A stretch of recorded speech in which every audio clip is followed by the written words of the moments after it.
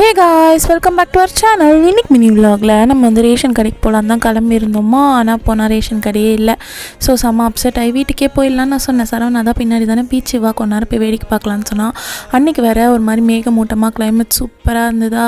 அதனால் போய் அங்கே நின்றுட்டு இருந்தோம். செம்ம ஹாப்பியாக இருந்தது. என்னோடய ஃபேஸ் எல்லாம் பாருங்கள், நான் ஒரு பொட்டு கூட வைக்கல, கொண்டை போட்டு போயிருந்தேன் கடைக்கு தானே போகிறோன்னு சொல்லிட்டு. பட் அங்கே போனோன்னே என்னால் ஆசையாக அடக்க முடியாமல் நான் போய் பீச் தண்ணியில் நிற்க ஆரம்பிச்சிட்டேன். எனக்கு பீச் தண்ணியில் நிற்கிறது ரொம்ப பிடிக்கும்.